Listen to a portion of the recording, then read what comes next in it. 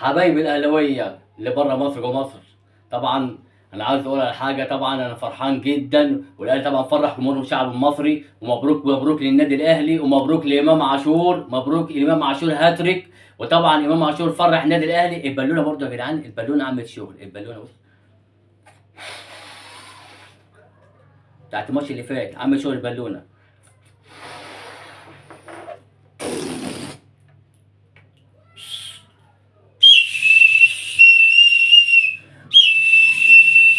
امام عاشور إمام إمام إمام معلم الأهلي كله تمام. طبعا احنا فرحانين. طبعا الاهلي فرح الناس طبعا، وفرح الشعب المصري. وطبعا احنا طبعا مش عايز اتكلم ان الاهلي الشوط الاولاني هو اي نعم زعلنا شويه، ان طبعا كولر يعني الشوط الثاني صحح الاوضاع.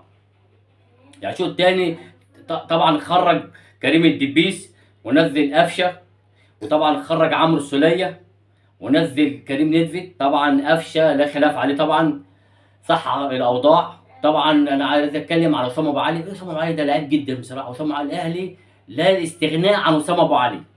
طبعا انا دخلت طبعا على طول حامي، لان انا طبعا فرحان. ومبروك مبروك للنادي الاهلي صداره المجموعه والتاهل للدور الثمانيه.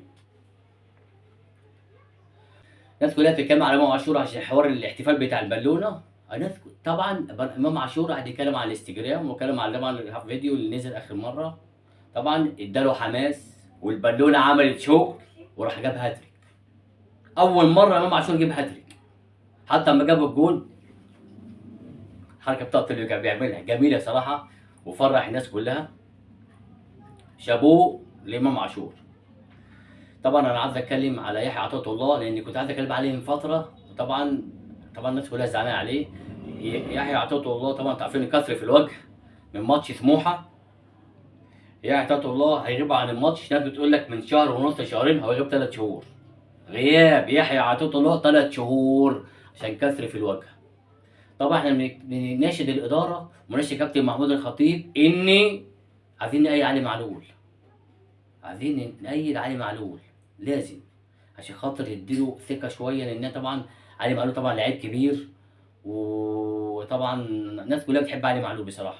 طبعا انت عندك يحيى عطيه الله اتصاب، يبقى اللاعب مين؟ كريم الدبيس وعلي معلول. علي معلول لازم الاداره تبص له عشان خاطر تديله فرصه ان هو يتأيد. ان شاء الله طبعا الايام اللي جايه يتأيد علي معلول ويلعب ان شاء الله الماتشات اللي جايه. طبعا او قبل الماتش ما يشتغل، اكرم توفيق طبعا جاله شد عضلي، عشان كده ما بدأش بيه. زي ما قلت لك اكرم توفيق ده كان موجود، طبعا كان المفروض هيلعب. اكرم توفيق جاله شد وما لعبش. اما طبعا ان شاء الله طبعا انتوا عارفين ان بيراميدز بيلعب في نفس التوقيت بتاع النادي الاهلي، بيلعب مع سجراتا. بيراميدز طبعا حط جون مروان حمدي في الدقيقه يعني قبل الماتش ب5 دقائق، يعني في الدقيقه 85.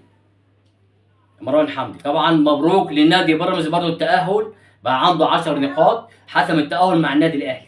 طبعا ان بكره طبعا ان شاء الله هيلعب الترجي مع نادي اللهم صل على النبي ولا جوليان. هيلعب بكره مع الترجي الساعه 7. طبعا الترجي التونسي عنده 7 نقط، وطبعا البيراميدز عنده 10. فطبعا كده بيراميدز صعد. طبعا الترجي بكره لو كسب يبقى عنده 10، يبقى يصعدوا ان شاء الله الاثنين مع بعض. وطبعا بكره ان شاء الله الساعه 3 العصر اورلاندو هيلاعب شباب بوليسداد في ارض اورلاندو. طبعا انتوا عارفين ان اورلاندو عنده 8 نقط، يعني الاهلي 10، اورلاندو 8، شباب بوليسداد 6، استاد ابيجان نقطه. طبعا ده بره الخلاف، طبعا ده كل سنه وانت طيب. ان شاء الله طبعا احنا عايزين ماتش بكره يتعادلوا مع بعض. يتعادلوا طبعا الاهلي صعب، بس لما يتعادلوا احسن ما ايه. اورلاندو لو كسب هتبقى رخمه شويه. كده لما الماتش الجاي الاهلي اورلاندو يوم السبت في القاهره، ان شاء الله الاهلي هيكسب طبعا ويحقق، هيبقى 13 نقطه. بس عايزين برضه يتعادلوا مع بعض عشان يريحونا، يقطعوا بعض الاثنين. طبعا انا عايز اقول لك على حاجه.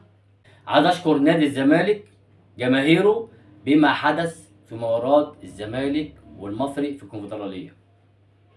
جماهير الزمالك بصراحه عملت لقطه جميله قوي، ردت على المصري بالشتيمه. طبعا عشان خاطر ان المصري طبعا كان المصري عمال يشتم في حوار بتاع المجزره، ويشتم لعيبه الاهلي. طبعا الزمالك راح رد عليه. راح جماهير المصري طبعا شتمت الزمالك. راح مصر طبعا الزمالك راح رد على المصري. الزمالك عمل لقطه جميله قوي قوي قوي قوي. معنى الزمالك ابتدى بالخير يبقى احنا ما نتعصبش ونشتمش. ما نشتمش مع بعضينا، يعني ما نشتمش زملكاوي ولا نشتم اهلاوي. دلوقتي الزمالك بدا بالخير يبقى احنا نمشي مع بعض زي الاخوات. وان شاء الله طبعا بكره الزمالك هيلعب الساعه 6، وان شاء الله بكره ان شاء الله الزمالك يكسب ويفرح جمهور مصر. وان شاء الله برضه بكره مصر هيكسب على حساب انيبا النيجيري. ده يكسب وده يكسب. اي فريق مصري بيلاعب فريق افريقيا ان شاء الله كلنا هندعمه.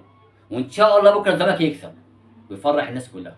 دي اللقطه اللي كنت عايز اقولها، المفروض كنت اقولها من الفيديوهات اللي فاتت. بصراحه شابوه لجماهير نادي الزمالك، لهم تقدير واحترام. طبعا عاوز اقول لاخواتي واصحابي اللي بره مصر وجوه مصر، لحد وقتنا هذا الاهلي شغال في صفقات بس في صمت. محدش عارف الاهلي هيجيب مين. اي واحد يطلع يقول لك الاهلي جاب فلان، جاب علاني، جاب ايفرتون، جاب ما ايفرتونوش، كل ده كلام في الهوا. الاهلي لحد دلوقتي شغال في صمت، محدش عارف الاهلي هيجاب مين. يعني عشان الناس تطلع بتقول لك ايه، الاهلي جاب محمد العش، الاهلي جاب البنوبي، الاهلي جاب ابو نجاح، الاهلي محدش عارف الاهلي جاب مين. لحد وقتنا ده محدش عارف اي حاجه. الاهلي شغال وما بيتكلمش. مفيش اعلام عنده خبر ان الاهلي خلص. قال لك خلال ساعات خلال ساعات خلال ساعات. كله عمال يقول اي اخبار وخلاص. كله بيهبط. ده خد ده خد ده خد ده خد ده خد ده خد. مفيش اي حاجه خالص. مفيش اي حاجه معلومه ان احنا نقولها ان الاهلي جاب صفقات. هو الاهلي شغال على مهاجم وجناح هنا وجناح. طبعا فينا نقول على بريستاو ان هو طبعا بريستاو طبعا مشي راح القطري وهيلعب الماتش الجاي يوم 17/1 هيلعب مع الجزيره الاماراتي. وهيلعب في كاس اللي هو كاس الخليج، هيلعبوا قصاد بعض. اللي هو يعتبر كاس الاماراتي قطري، هيلعبوا مع بعض. محمد عبد القادر جناح والناحيه الثانيه بريستاو. كانوا بيلعبوا مع بعض في الاهلي، راحوا يلعبوا مع بعض تاني في القطري. ده بالنسبه لبريستاو. طبعا بريستاو طبعا كل سنه وانتم طيبين. رضا سليم طبعا كل سنه وانتم طيبين. بره الحسابات. اشرف دياري طبعا مصاب. طبعا تعرفون الاصابه بتاعته. طبعا يحيى عطية الله مصاب. لعيبه الاهلي عنده اصابات كتير. والنهارده طبعا الشفاء الحمد لله انه رجع للملاعب ولسه مستواه طبعا في اول ماتش شويه. احنا فرحنا ان محمد هاني لعب النهارده شويه. بس انا عايز اقول لكولر يعني بعد اذنك يا استاذ كولر، يا عم كولر، يعني نزل عمرو الساعي. انا عايز نتفرج عليه شويه. انت منزله على طول اخر 5 دقايق، اخر 4 دقايق، اخر 3 دقايق. يا عم نزله في الدقيقه 20. يعني مش عارف ليه انتوا منزلوا اخر 5 دقايق. هو اي نعم باصه كوره وعمل جون، بس نزله شويه بدري عشان نشوفه، حتى يعني نشوف لمساته، نشوف حركاته، نشوف كل حاجه، نتفرج عليه، نحكم عليه احنا يعني. بعد اذنكم يعني عايزين نتفرج عليه شويه. 5 دقايق ما بنشبعش من اللعب، ما بنلحقش نتفرج على اللاعب كويس. يعني عايزين فرصه اللعيب اللي ينزل نتفرج عليه من الاول عشان نحكم عليه. شوف هو ركنه ليه، ما بيلعبوش ليه 5 دقايق، معرفش ليه 5 دقايق. ليه 5 دقايق يا عم كده؟ اديله فرصه شويه.